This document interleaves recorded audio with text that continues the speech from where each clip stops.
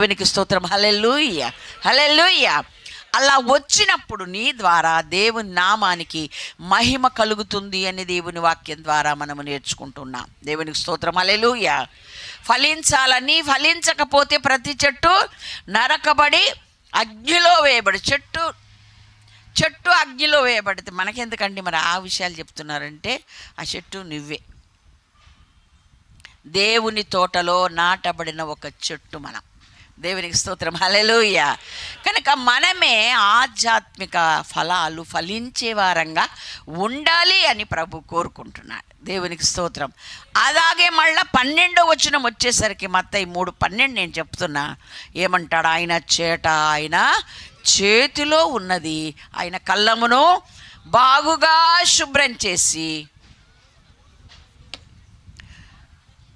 ఎవరు నిద్రపోవద్దు, నేను చూస్తూ ఉండలేను, నాకు కోపం వస్తుంది.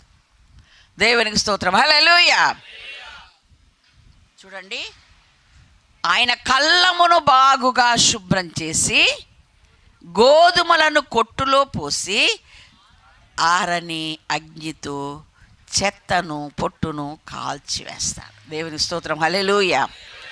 ఆయన ఒక తోటలో నాటాడు, మనల్ని ఫలించడానికి కావలసిన ఏర్పాట్లన్నీ చేశాడు. కాపలా కాసే ఒక కాపరిని ఇచ్చాడు, తోటమాలినిగా దైవజనులను మనకిచ్చాడు. ఆయన చేయాల్సిందంతా చేసి చివరికి ఆయన ఆ పంట కొరకు వస్తాడు. ఫలించకపోతే ఆ చెట్టు నరికి వేయబడుతుంది.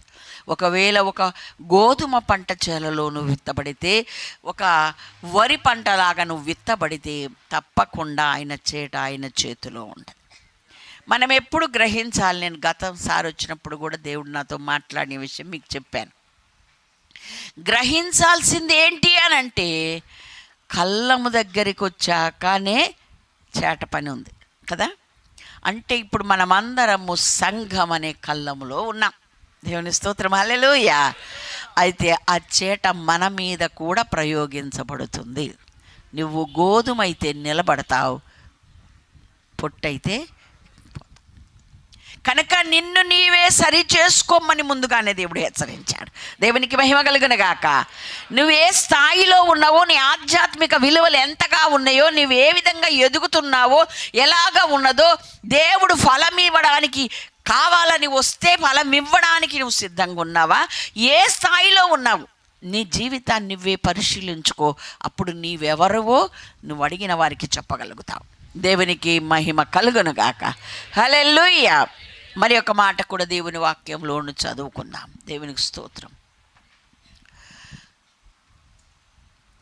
మార్కు సువార్త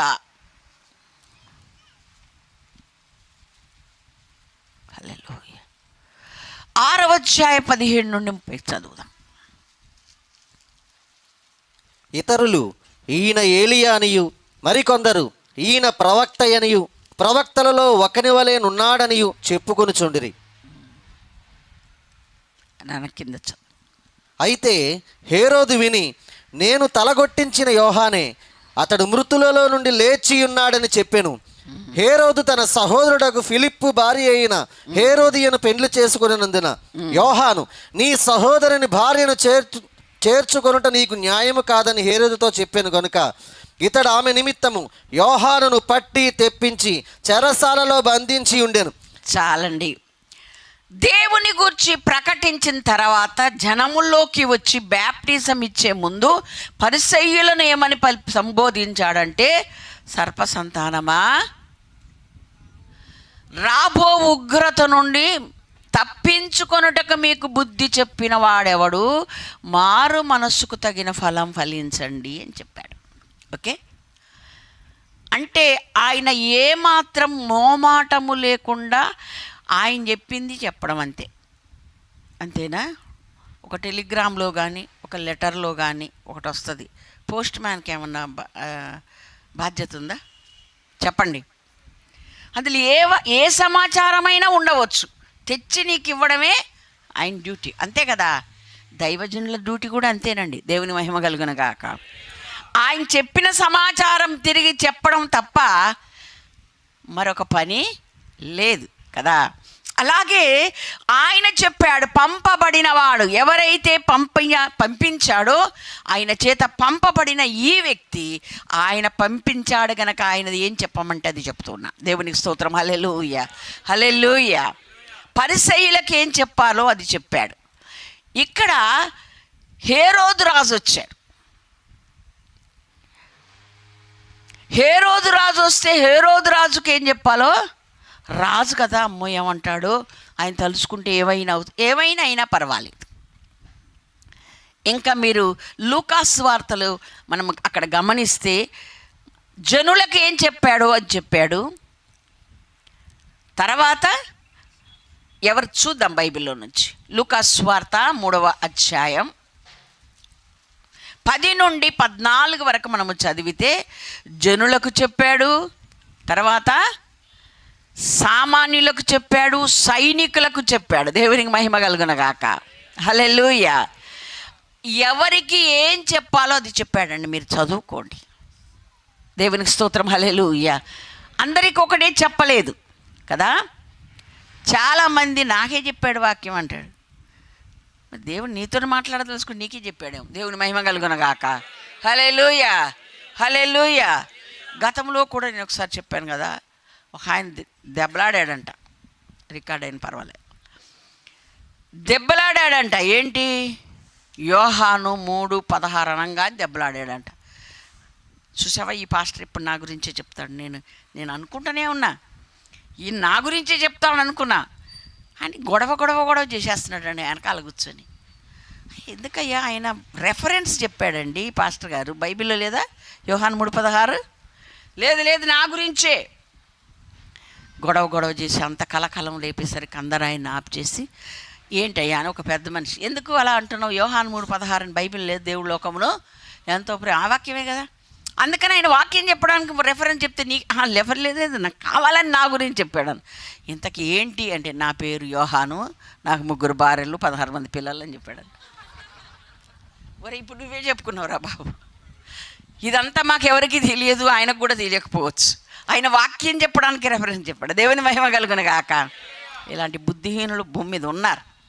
ఓకే, కాబట్టి ఒకవేళ చెప్పితే కూడా అది నిన్ను సరి చేయడానికే కానీ నీ కోపం కాదు, ఆయన నీ మీద ద్వేషం కాదు. దేవునికి స్తోత్రం. హల్లెలూయా, హల్లెలూయా. బరంగా స్నానం చేయించి బయటికి పంపిన పిల్లలు బురదంతా రాసుకొని వస్తే తల్లి ఒక దెబ్బ కొట్టి మరలా స్నానం చేస్తారు. దేవునికి మహిమ కలుగునుగాక. అలాగే ఎత్తుకోవడం ఇష్టం ఉండదు. కాబట్టే నిన్ను సరిచేసి ఆయన రాజ్యంలో చేర్చుకోవడానికి నీకు ఆ మాట చెప్తాడే తప్ప నీ మీద ద్వేషం కోపం కాదు. దేవునికి మహిమ కలుగునుగాక. యోహాను కూడా దేవుడు ఏ విధంగా మోమాటము లేని వాక్యం చెప్పాడు, ప్రసంగం చేశాడు, ప్రకటించాడు. యోహాను కూడా రాజైనా అలాగే చెప్పాడు, సామాన్యుడికైనా అలాగే. జనులు వస్తే ఏం చెప్పాడో అక్కడ రాయబడి ఉంది. తర్వాత సైనికులు వస్తే ఏం చెప్పాడో రాయబడి. దేవునికి మహిమ కలుగునగాక. ఎవరికి చెప్పాల్సింది దేవుడు యోహాను వాళ్ళకి చెప్పాడు. అది దైవికమైన స్వభావం. నిజముగా దేవుని చేత పంపబడినవాడు అలాగే ఉంటాడు. దేవునికి మహిమ కలుగునగాక. హల్లెలూయా. ఇప్పుడు యోహాను ఎవరు అని అడిగితే, నేను ఆయన పంపినట్టు ఆయన కొరకు ముందుగా మార్గాన్ని సరళం చేయడానికి వచ్చిన ఒక శబ్దాన్ని అని చెప్పుకున్నాడు. దేవునికి స్తోత్రం. హల్లెలూయా. హేరోదు రాజును చూడలేదు, మోమాటం లేకుండా చెప్పాడు. దండించవచ్చు, చంపవచ్చు కదా, అలాగే జరిగింది కూడా. కానీ యోహాను ఏ మాత్రం కూడా భయపడలేదండి. పోయింది ప్రాణం. దేవుని కొరకు దేవుని చేత ముందుగా కొన్ని దినములు ముందుగా, కొన్ని నెలలు ముందుగా పంపబడిన వాడే యోహాన్. దేవునికి మహిమ కలుగునగాక. అతనికి ఎంత ఘనత అంటే, లోకరక్షకుడుగా భూమి మీదకి వచ్చినటువంటి ప్రభు అయిన యేసుక్రీస్తు ఆయన చేత బ్యాప్టిజం తీసుకున్నాడు. దేవునికి మహిమ కలుగునగాక. హల్లెలూయా, హల్లెలూయా. అంత ఘనత వచ్చినను అతడు హెచ్చిపోకుండా ఆయన హెచ్చాలి, నేనే తగ్గాలి, నేను ఆయన చెప్పుల వారు విప్పడానికి కూడా నేను యోగ్యుణ్ణి కాదు అని తను తాను తగ్గించుకున్నాడు.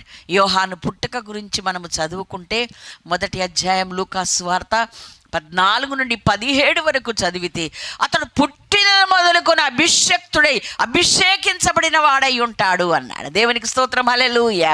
అనేకమైన గొప్ప కార్యాలు ప్రభు రాకడకు ముందు, ఆయన వచ్చే ముందు చేస్తాడు అని చెప్పి అతడు పుట్టినందున నీకు సంతోషము, అనేకులకు కూడా సంతోషం కలుగుతుంది అని చెప్పాడు. దేవునికి స్తోత్రం, హల్లెలూయా. కాబట్టి ఒక ప్రత్యేకమైనటువంటి చెప్పబడి పుట్టినటువంటి ఆ యోహాను అసలు అతిశయించడానికి కానీ గర్వించడానికి కానీ ఎక్కడ తావులేదు. దేవుని స్తోత్రం, హల్లెలూయా, హల్లెలూయా. కాబట్టి మనం కొంచెం చేస్తే ఇంతగా అయిపోతాం, అక్కర్లేదు. మనము ఆయన సన్నిధిలో యోహానులాగా మనము కూడా భూమి మీదకి పంపబడిన వారమైన ప్రతినిధులముగా నిన్ను దేవుడు రక్షించుకున్నాడు, ప్రత్యేకించుకున్నాడు, ఒక మంచి సంఘములో నిన్ను పెట్టాడంటే ఆయనను గురించి ప్రకటించడమే నీ డ్యూటీగా పెట్టుకోమని దేవుడు చెప్తూ ఉన్నాడు. ఆయనకు ప్రతినిధిగా బ్రతకమని చెప్తున్నాడు, ఆయనకు ఒక స్వరంగా మారమని చెప్తున్నాడు. నీవు సరి అయిన వాడివిగా, ఆయన పోలి నువ్వు బతికేవాడిగా ఉంటూ ఎవరికి ఏది ప్రకటించాలో ఆయన నోట నుండి వచ్చే మాటకు మోమాటము లేకుండా ప్రకటించగలిగిన, చెప్పగలిగిన స్థాయి మనకు ఉండాలి. దేవునికి స్తోత్రం, హల్లెలూయా.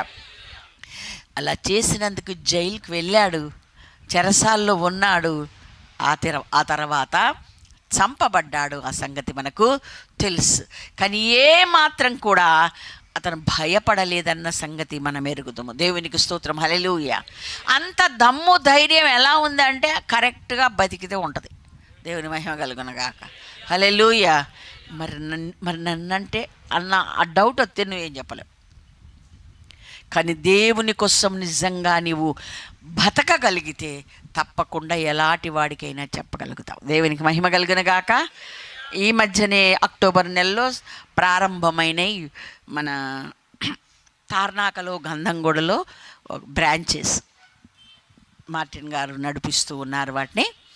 అయితే గుంటూరు అబ్బాయి అక్కడికి ఉద్యోగం కొరకు వచ్చాడు. ఆ పంపించిన అమ్మాయి మన రాజకుమారి.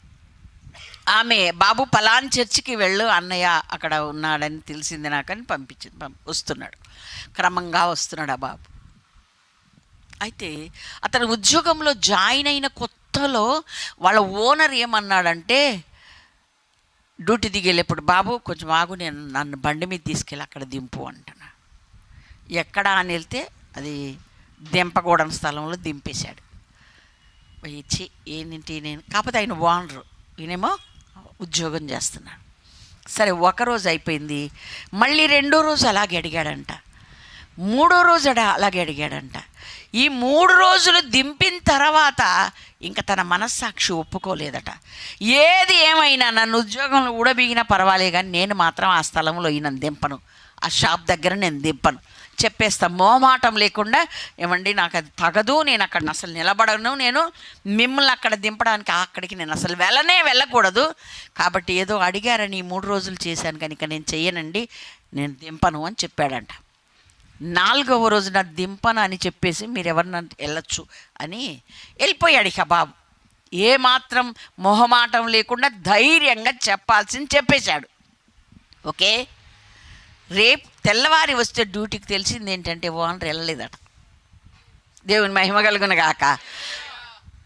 తెలిసింది ఏమని, నిజంగా నేను ఎందుకు అలాంటి దరిద్ర పని చేస్తున్నాను, ఈ యవన కుమారుడు, యవన కుర్రోడు అక్కడికి ఆ షాప్ ముందు నిలబడ్డానికి కూడా ఇష్టపడినప్పుడు నేను ఆ దరిద్రం తీసుకోవడం ఎందుకు అని అతని మనస్సాక్షి అతన్ని గద్దించి మానేశాడు. నెక్స్ట్ అన్నాడంట, సండే నీతో కూడా నేను గుడికి వస్తానన్నాడు. వస్తున్నాడండి, గుడికి వస్తున్నాడు. దేవునికి మహిమ కలుగునగాక, హల్లెలూయా.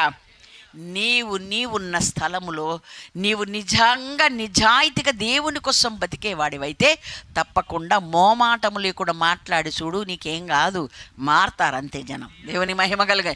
ఇవాళ కాకపోతే రేపైనా ఆలోచించుకుంటారు. దేవునికి స్తోత్రం, హల్లెలూయా. చెప్పడానికి కావలసిన ధైర్యం, దమ్ము, ఆసక్తి మనకు ఉండాలి. దేవునికి మహిమ కలుగునగాక, హల్లెలూయా. సరే, తన గురించి అయితే నేను ఆయన శబ్దాన్ని అని చెప్పుకున్నాడు. ప్రభువేమని సాక్ష్యం ఇచ్చాడో మనకందరికీ తెలుసు. మరొక్కసారి మనం జ్ఞాపకం చేసుకుందాం. ఎవరైనా తెలియని వాళ్ళు చాలామంది ఉండవచ్చు. మత్తయి సువార్త 11:11. స్త్రీలు కనిన వారిలో బాప్తిస్మమిచ్చి యోహాను కంటే గొప్పవాడు పుట్టలేదని నిశ్చయముగా మీతో చెప్పుచున్నాను. చాలండి. బాప్తిసమిచ్చు యోహాను కంటే గొప్పవాడు పుట్టలేదు అన్నాడు. ఎంతోమంది ప్రవక్తలు వచ్చారు కదా, ఆ ప్రవక్తల కంటే కూడా యోహాను గొప్పవాడని చెప్పాడు. దేవునికి మహిమ కలుగునగాక. హల్లెలూయా. కనుక మనము కూడా అలాగ ఉండాలి. ప్రవక్తల కంటే గొప్పవాడుగా యేసు ప్రభువే స్వయంగా సాక్ష్యం ఇచ్చాడు కదండి. ఎందుకు? తనకు బాప్టిజం ఇచ్చినందుక కాదు, తనలాగే ప్రవర్తించాడు. మొహమాటం లేకుండా ప్రవర్తించాడు. దేవునికి స్తోత్రం. ముక్కు సూటిగా ఎవరికి ఏం చెప్పాలో అదే చెప్పాడు. దేవునికి స్తోత్రం. హల్లెలూయా, హల్లెలూయా. యేసు ప్రభుని చాలా రోజుల నుంచి చూడాలనుకున్నాడంటండి. ఎవరు? హేరోదు. ఎప్పుడు కుదరలే ఆయనకు. ఆయనను గురించి విన్నాడు, చూడాలనుకున్నాడు. అయితే ఆయన శిలువ మరణం పొందే ముందు అక్కడికి పంపబడ్డాడు కదా. అబ్బా, ఎన్నాళ్ళ నుంచి అనుకుంటున్నాను, నా కళ్ళ ముందే నా దగ్గరికే, నా తీర్పులోకే, నా యొక్క సముఖానికే వచ్చాడని ఎన్ని ప్రశ్నలు వేసినా జవాబు చెప్పలేదంట. దేవునికి స్తోత్రం. హల్లెలూయా. అయ్యో పాపం, ఇప్పుడు నన్ను తీర్పు తీర్చేవాడు కదా ఈయన దగ్గరికి నేను రప్పించబడ్డాను కదా, నేను మాట్లాడి పాపం ఆయన సంతోషపడ అనుకున్నాడు దేవుడు. నీకు అవకాశాలు చాలా పోగొట్టుకుని ఇప్పుడు నన్ను పిలిస్తే నేను మాట్లాడినా అన్నాడు. అంటే ఇది దైవిక లక్షణం అని మురుగురు తిరగాలి. దేవునికి స్తోత్రం. హల్లెలూయా. ఎక్కడ ఎవరితో ఎలా ప్రవర్తించాలో ఎరిగి ఉండే దైవికమైన జ్ఞానం, ఆ మాట, ఆ తీరు మనకు రావాలి. దేవునికి స్తోత్రం. హల్లెలూయా. మొహమాటం కోసమో మన పని జరగడానికి కోసమో మనం ఎప్పుడు కూడా ఆ విధానం, ఆ పద్ధతిని మనం మారకూడదు అని వాక్యం మనకు ఖచ్చితంగా నేర్పిస్తుంది. అందుకే ప్రభు చెప్తున్నాడు ఏమని, యోహాను వంటి స్త్రీలు కనిన వారిలో యోహాను వంటి వాడు ఎవడు లేడు అని చెప్పాడు. అతడు పంపబడిన ప్రవక్తలందరికంటే కూడా గొప్పవాడని నేను చెప్తున్నాను అన్నాడు. దేవునికి స్తోత్రం. హల్లెలూయా, హల్లెలూయా. అలాగే యోహాను సువార్త 5:39 ఏం చెప్పాడు? 35:39 చూడండి. హల్లెలూయా, హల్లెలూయా. 35. అతడు మండుచు ప్రకాశించుచున్న దీపమై ఉండెను. మీరు అతని వెలుగులో ఉండి కొంతకాలం ఆనందించుటకు ఇష్టపడితిరి. చాలండి. ఏమని చెప్తున్నాడు? ఇది కూడా ప్రభువే సాక్ష్యం ఇచ్చాడు. దేవునికి మహిమ కలుగున గాక. అతను ఎలా ఉన్నాడంటే మండుచు ప్రకాశించుచున్న దీపమై ఉండెను. నిప్పు కంట చెద పట్టదంట. మనం ఎలా ఉండాలి? నిప్పులా ఉండాలి. దేవునికి స్తోత్రం. హల్లెలూయా. అప్పుడు చెత్త దగ్గరికి వస్తుందా? గతంలో చెప్పాను నేను ఇంకోసారి, మన చెత్త చెప్పాను లేదా? మీకు గుర్తు లేదా? ఇప్పుడు రోజు చెత్త బండి చూసినప్పుడు అని గుర్తు రావాలి. దేవుని స్తోత్రం. హల్లెలూయా, హల్లెలూయా. కనుక నీవు నిప్పు అయితే, ఒక అగ్ని కణకం అయితే నీ దగ్గరికి చెత్త రాదు, నీలో చెత్త ఉండదు. దేవునికి స్తోత్రం. హల్లెలూయా, హల్లెలూయా. మండుచూ ప్రకాశించుచున్న దీపమయ్యాడు. తనకు చెత్త అంటకుండా మండుతున్నాడు. ప్రకాశమైన దీపం తనకి కాదు, అనేకులకు వెలిగిస్తుంది. మీరు అతని వెలుగులో కొంతకాలము ఉండడానికి ఇష్టపడ్డారు అని చెప్పాడు. దేవునికి స్తోత్రం. హల్లెలూయా. యేసయ్య వెలుగైతే ఈయన కూడా ఆ జీవిత కాలములో మండుచు ప్రకాశించుతున్న దీపం. ఆయన లోకానికి వెలుగైతే తానున్న ప్రాంతములో వెలుగుగా ఉన్నాడు. దేవునికి స్తోత్రం. హల్లెలూయా. మనం కూడా అలా ఉండాలండి. మనం ఏ ప్రాంతంలో ఉంటే ఒక వెలుగైపోవాలి మనం. దేవునికి మహిమ కలుగునుగాక. హల్లెలూయా. ఆ వెలుగు ఎప్పుడు కూడా ఎత్తైన స్థలములో ఉంటుంది. దేవునికి స్తోత్రం. హల్లెలూయా, హల్లెలూయా. పర సంబంధులము పైవారంగా మనం ఉండాలి. దేవునికి మహిమ కలుగును గాక. ఈ వెలుగు అనేకులకు వెలిగిచ్చేదిగా, అనేకులను నడిపించేదిగా ఉండాలి. ఆ మండుచూ నీవు ఉన్నట్లయితే ఎప్పుడు కూడా చెత్తని ధరించారదు. దేవునికి మహిమ కలుగును గాక. ఎప్పుడు కూడా ఆయనను మాత్రమే చూపించగలుగుతాం. లోకానికి వెలుగైన ఆయనని ప్రతినిధులుగా మనం భూమి మీద బ్రతికే అవకాశం ఉంది. ప్రభువే మన గురించి, ఆ యోహాను గురించి చక్కని సాక్ష్యం ఇచ్చాడు. దేవునికి స్తోత్రం. హల్లెలూయా. లూకా సువార్త 1వ అధ్యాయం 80వ వచనం మనం చదివితే, ఆ శిశువు ఎదుగుచు ఆత్మయందు బలం పొంది అరణ్యంలోనికి వెళ్ళాడు కదా. ఇవన్నీ ఎలా సాధ్యమవుతాయి అని అంటే, ఆత్మయందు బలం పొందిన వారంగా ఉండాలి, ఆత్మ అభిషేకం పొందిన వారంగా ఉండాలి. ఆత్మ ఎవరికో కొందరి కాదు అని అపోస్తల కార్యము 2:38-39 చెప్పబడింది కదా. ఈ వాగ్దానము మీకును మీ పిల్లలకును దూరస్తులందరికీ అనగా మన ప్రభు అయిన యేసు తన యొద్దకు పిలిచిన వారందరికీ చెందు అన్నప్పుడు మరి మనకెందుకు లేదు? మనం ఎందుకు దాని కొరకే ఆశపడట్లే? మనం ఎందుకు దాని కొరకే ప్రయత్నించట్లే, ప్రార్థించట్లే, పొందుకోవట్లే? అభిషేకం గనక మనము పొందుకుంటే, ఆత్మలో శిశువు ఎదిగాడు అని ఉంది కదండి. అంటే మనమే శిశువులుగా ఎప్పుడు ఉండొద్దు. మనము రోజు రోజు ఆత్మలో ఎదుగుతూ ఉండాలి. మనం పెద్దవారం అవ్వాలి. దేవునికి స్తోత్రం. హల్లెలూయా, హల్లెలూయా. ఆ తర్వాత మనమేమవ్వాలి? ఆత్మలో బలం పొందాలి. దేవునికి స్తోత్రం. హల్లెలూయా. అప్పుడు బలము పొందినప్పుడు ఆ ప్రత్యక్షతలు మనకు దొరుకుతాయి. దేవునికి స్తోత్రం. అరణ్యములో ఉన్నను, ఎంత మందిలో ఉన్నను ఆయన వాక్కు మనం వినగలుగుతాం. దేవునికి మహిమ కలుగునుగాక. అరణ్యం అంటే ఏంటండి? లోకమే. లోకమును అడవిగా చేశాడు దుష్టుడైన సాతానుగాడు కదా. కాబట్టి ఈ అరణ్యములో మనం ఉన్నాము. అందుకని ఈ అరణ్యములో మనం ఏం చేయాలి? ఎదిగి ఆత్మయందు బలము పొందితే అరణ్యములో ఉన్నను దేవుని వాక్కు అందరు గొప్ప గొప్పలను దాటుకుని మన దగ్గరికి వచ్చేస్తాయి. దేవునికి మహిమ కలుగునుగాక. కాబట్టి మనము బ్యాప్టిజం ఇచ్చి యోహాను బట్టి మనం కూడా అలాగే ఉండాలి. మనము ఆయనను మాదిరిని అనుసరించాలి. ఆయన కూడా పంపబడిన వాడైనప్పుడు మనం పంపబడిన వారమేనన్న సంగతి మనం ఎరగాలి. ఒక్కడనే పంపలే భూమి మీదకి, మనందరం కూడా వచ్చే మన ఉద్దేశం ఏంటి? ప్రభు మనల్ని ఎందుకు పంపించాడు? పంపించడం మాత్రమే కాదు, ఒక ప్రత్యేక దృష్టి ఉంచి, రక్షణ ఇచ్చి, మంచి సంఘాన్ని ఇచ్చి, దైవజనులనిచ్చి, కాపురులనిచ్చి, ఎంతగా మన మీద శ్రద్ధ పెట్టినప్పుడు ఎందుకని ఇంత శ్రద్ధ పెడుతున్నాడు అన్నట్టు నువ్వు ఫలించాలని. దేవునికి స్తోత్రం. హల్లెలూయా. నువ్వు మండించబడాలని, నువ్వు మోమాటము లేకుండా దేవుని సువార్తను ప్రకటించాలని, నువ్వు ఉండాల్సిన విధానములో ఉండి, ఎత్తు పల్లం మెరకైతే పల్లము చేయబడాలని, లోయ అయితే ఎత్తు చేయబడాలని, వంకర అయితే చక్క చేయబడాలని, కరుకైతే నునుపు చేయబడితే సకల జనులు దేవుని రక్షణ చూడడానికి నీవే మార్గమవుతావని దేవుడు చెప్పాడు. అంత మాత్రమే కాదు, మండుచు ప్రకాశించుచున్న దీపంగా నీవు ఉండాలి. దేవునికి స్తోత్రం. హల్లెలూయా. అవసరం వస్తే నువ్వు ప్రభు కొరకు నిలబడితే, అభిషేకించబడి రోజు రోజు ఆత్మలో నువ్వు ఎదుగువాడవైతే ప్రవక్త కంటే కూడా గొప్పవాడిగా దేవుడు నిన్ను గుర్తిస్తాడు. దేవునికి స్తోత్రం. హల్లెలూయా, హల్లెలూయా. కాబట్టి అంత క్వాలిటీస్ ఉండి అంతగా దేవుని చేత సాక్ష్యం పొందినవాడు నీవెవరివయ్యా అంటే, నేను ఒక శబ్దాన్ని అన్నాడు. దేవునికి స్తోత్రం. హల్లెలూయా. నా గురించి ఆయన ఏం చెప్పాడు నువ్వు వినలేదా? అనలే. ఆయనే హెచ్చాలి, నేనే తగ్గాలి అన్నాడు. దేవునికి స్తోత్రం. హల్లెలూయా, హల్లెలూయా. ఇంకా తనను తాను ఏం పోల్చుకున్నాడో తెలుసా అండి? నేను పెండ్లి కుమారునికి నేను స్నేహితుణ్ణి అన్నాడు. దేవునికి మహిమ కలుగునుగాక. హల్లెలూయా.